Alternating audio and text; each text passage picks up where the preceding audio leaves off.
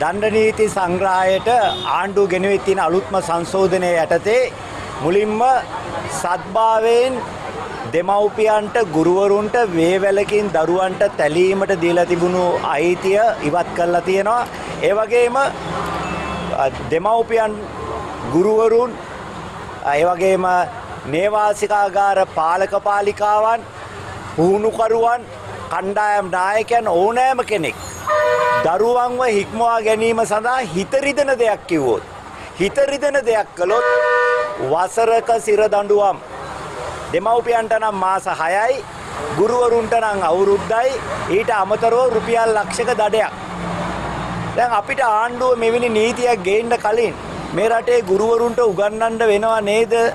මේ දරුවෝ ටික පාසලේ රඳවගන්නේ කොහොමද?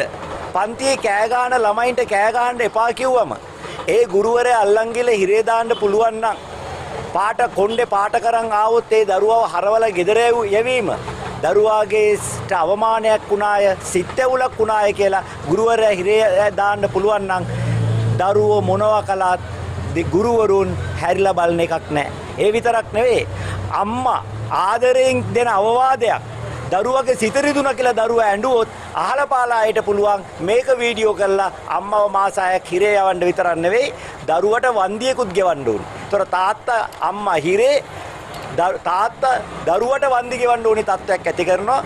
මොලේ වැඩ කරන කිසිම මිනිසෙකුට මෙවැනි පනත් ගේන්න බෑ. ඒ නිසා ආණ්ඩුවේ නායකයන් මේ පනත් ගේන්න කලින් තමන්ගේ මොලේ පරීක්ෂා කරගන්න ඕනි. ඒ වගේම මේ රටේ දෙමව්පියන්ට නේවාසිකාගාර පාලකයින්ට ඒ වගේම ගුරුවරුන්ට මේ දරුවන්ට සිත් රිදවන්නේ නැතුව දරුවන්ගේ හිත වේදනාවක් ගේන්නේ නැතුව කොහොමද පාසලක් ගයක් නඩත්තු කරන්න කියලා එතුමන්ලාගේ අමුතු දැනුමෙන් මේ අයට පුහුණුවක් ලබා දිය යුතුයි.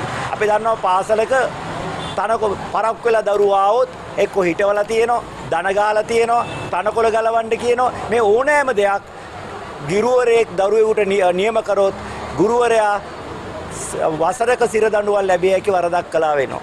මේ රටේ විනය මෙතනින් අවසන් කරන්නයි විනය නැති රටක් ගොඩනගන්නයි මේ ආණ්ඩුව කුමන්ත්‍රණය කරන්න කියන එක තමයි අපිට මේ අමුතු පනතෙන් පැහැදිලි වෙන්නේ.